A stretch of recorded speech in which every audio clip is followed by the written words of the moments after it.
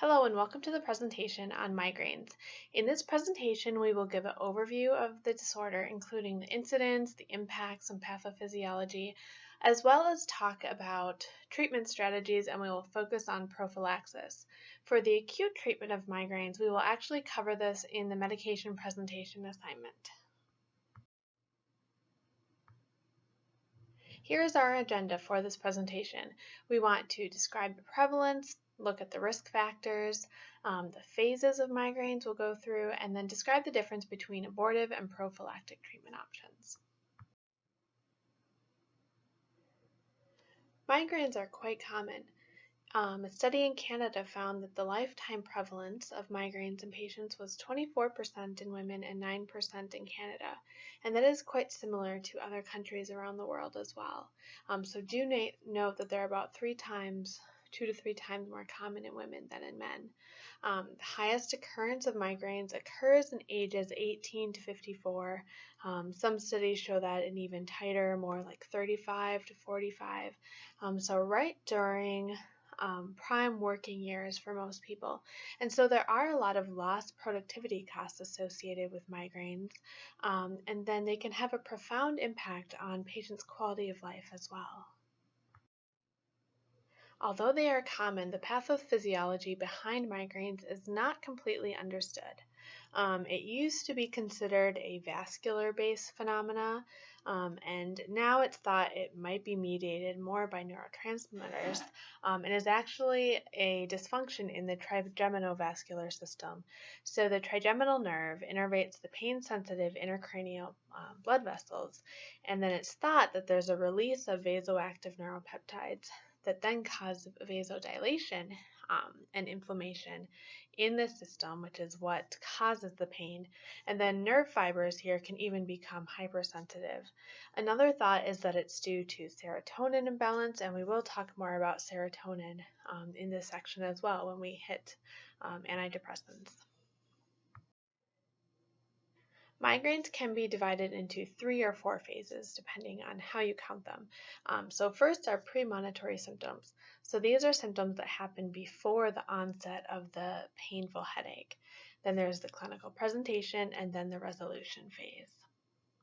And I just want to stress that there is a huge patient variation in symptoms. So not all patients will experience all of these phases. Each phase is generally unique with each patient, but there are generalities.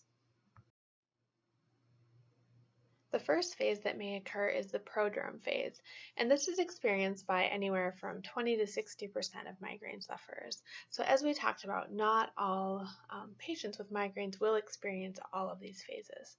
The symptoms of the prodrome phase include neurologic, so light and sound sensitivity is really common, psychologic symptoms, including irritability. Some patients just describe it as a sense that something bad is going to happen. And then there can be autonomic changes as well, so changes in bowel or urinary function. Some patients will have a bout of diarrhea, for example, as part of their prodrome phase. An aura either precedes or accompanies migraines in about 30% of cases, and an aura is difficult to describe, but most often it is a change in the patient's visual field. It usually lasts less than 60 minutes, and it can also include non-visual symptoms. So in general, an aura would be vision can become clouded or blurry. Patients may notice that it only affects half of the visual field, so it might not be their entire visual field. They can also have some tingling, numbness, or feel weakness in the arms or face. And in general, it serves as a warning to patients that a migraine may occur soon. This is the point if patients do have abortive medications to use, if a migraine is occurring, that they would want to take these medications, as the migraine usually occurs about 60 minutes within the end of the aura. The next phase is the clinical presentation, and this is what we would describe as the acute migraine attack. The onset of migraines is usually gradual, and the pain is on one side of the face oftentimes, and it can extend from the front of the face to the forehead and then all the way to the back of the head, depending on the patient and on the headache. On a pain scale of 1 to 10, pain is usually a 5 or greater, and it's pulsating or throbbing pain. With a migraine. Duration can be anywhere from 4 hours up to 72 hours, so patients can have migraines that last for days. And it usually does worsen with routine daily activity. Patients often have both light and sound sensitivities, oftentimes patients will find it helpful to be in a dark, quiet room. And then a lot of patients have GI symptoms. So most patients will also have some nausea and vomiting symptoms with a migraine. Finally, there is the resolution phase, and this is the phase that occurs after the headache or the pain subsides. And this really depends on the patient, so it can be a variety of symptoms. And again, a small number of patients don't experience this phase at all. So it can be characterized by impaired concentration or mood changes. On the flip side, patients can describe feeling refreshed, and then also there can be a reoccurrence of pain with sudden head movement.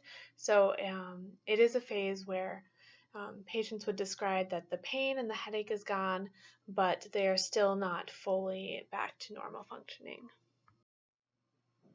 Treatment options for migraine can be divided into prophylactic or preventative versus abortive, and these are the medications that patients would take for an acute onset of a migraine. We will cover the abortive medications in the medication presentation assignment, and then this presentation will focus on the preventative treatment options. Not all patients who have migraines would be good candidates for prophylaxis. So indications for prophylaxis are if patients are having 2 or more migraines per month and disability lasting 3 or more days. So that can be a good guideline. Also, if patients have contraindications or that acute treatments have failed, in that case, we would think about prophylaxis to prevent migraines from occurring. If patients are using abortive medications more than twice per week, we would also want to start migraine prophylaxis in most cases. And then finally, a few of the more uncommon migraine conditions, especially if they have migraines with prolonged auras that last for more than that hour. In general, we're a little bit more concerned about these migraines and would want to be more aggressive with prophylaxis. Really, a lot of studies have showed that a pretty good percentage, anywhere between 30 and 40% of patients with migraines would benefit from some prevention strategies, but a much smaller number actually receive it.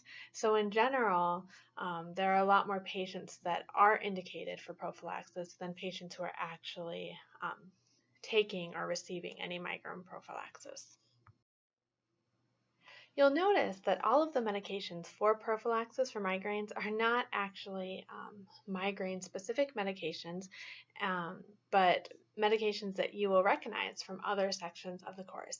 So the most widely used medication for prophylaxis are the beta blockers. Many agents have shown efficacy. Probably the most common are propranolol and metoprolol. And these are shown to decrease attacks by 50 to 60%, so they're pretty effective. It's not really understood how they work on migraines. It's thought they may raise the migraine threshold so that limits a certain number of the attacks. The side effects are the same that patients would experience if they were taking these medications for hypertension or other indications. So think about fatigue, sexual dysfunction, depression, and also patients can experience bradycardia and hypotension from these medications. So this is definitely a conversation to have with the patient that they can decrease the amount of attacks, but there are also side effects. And this is also why, if you think back to the indications for prophylaxis slide, that there are kind of a bar before we would think about prophylaxis. prophylaxis. If patients only have a few migraines a year, for example, we probably wouldn't have them take a beta blocker every day and deal with these side effects, since the migraines aren't having a huge effect on their life. On the flip side, if patients are having multiple migraines a week, this would make a lot more sense. Another class of medications that is commonly used for prophylaxis are the anticonvulsants. And again, the most common is probably topiramate or Topamax. And these medications influence neurotransmitters in the brain, so it's not too surprising that they could also impact migraines if you think back to the pathophysiology that's thought to occur behind these headaches. They're still not used as commonly as the beta blockers, but you will see patients on these. Topiramate has a much more preferable side effect profile than some of the other anticonvulsants, and so that is why, in general, it is the drug of choice here. The side effects, one positive for topiramate may be weight loss in some patients, and in other patients that might be a very big concern. They can cause some nausea, some GI side effects, as well as side effects such as difficulty concentrating, somnolence, and so for some patients this will be also an interference with their quality of life. So again, this is always a conversation with patients of risk benefit and which medication is the best for them.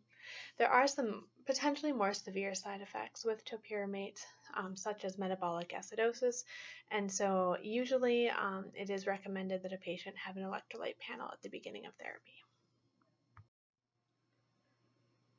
Certain antidepressants are also used for prophylaxis for migraines. Most commonly are TCAs or tricyclics, and we talk about these a little bit during the lecture on depression as well, but these are used even more than a medication like venlafaxine, and they're used a little bit differently. So they're used at a much lower dosage than you would use for depression, and they do typically start working differently. And it's thought that they suppress neurotransmitter activity, potentially modulating serotonin activity. It's thought that might be why that they're effective. So yeah, just to stress, it is independent from the antidepressant mechanism. The side effects for TCAs, in general, they can have a challenging side effect profile. They can be hard for patients to tolerate, especially they have the anticholinergic side effects, so dry mouth, constipation, dry eyes. They can have weight gain, and it can be significant, some significant sedation, and arrhythmias are possible but aren't as common. They can have some nausea and vomiting, so some GI side effects. So that's why they're not usually used first line for most patients, and instead the beta blockers are tried first. But they are used commonly, and especially since we can usually get away with a much lower dosage, usually that does make the side effects a lot easier to tolerate for patients as well. And finally, we have the calcium channel blockers, and it is the non-dihydropyridine one, so verapamil is the most commonly used, and these are second or third line, so not what we would go to first, as the newest guidelines found inadequate evidence for efficacy, but they may still be effective, especially for certain patients. But really a beta blocker or an antidepressant would be tried first. It's thought that they may reduce the frequency but not affect the severity. So if patients are taking these and still do get a migraine, it wouldn't decrease the severity, whereas it's thought that the TCAs and the beta blockers would do that as well. Side effects include constipation, hypotension, and bradycardia, which would be very similar for the beta blockers, and then they do have a longer onset. So just things to think about here. Once a medication is initiated for prophylaxis, it's really important to monitor for effectiveness and safety. We don't want to have patients started on these medications and without any follow-up to make sure that they're working. It's also really important that patients do understand that for all of these medications, it may take up to 8 weeks for prophylaxis. So they still might get migraines at first when they're taking them, and they do have to be somewhat patient.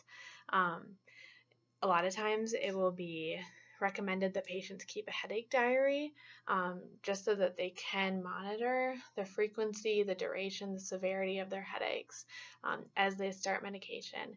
And this is a good way to see if the medication is helping. It can be very hard to subjectively monitor that sometimes, so that's a really good recommendation for a lot of patients. For safety, we want to look at side effects. Drug interactions, a lot of these medications do have significant drug interactions, so we do need to watch for that, especially if patients begin any new medications. Look at precautions, contraindications for the medications, make sure that patients don't have any, and then really look at whether they are getting that reduction in duration and frequency of the headaches. In summary, there are many different types of medications used for migraine headache relief. The abortive medications for acute relief will be discussed in the medication presentation assignment, and you will be learning about those medications from each other. For the prophylactic medications, remember that there aren't any that were specifically designed to treat migraines or prevent migraines, but instead they have many other common uses and have been found useful for prophylaxis. And the goals of migraine drug therapy are to decrease severity and frequency.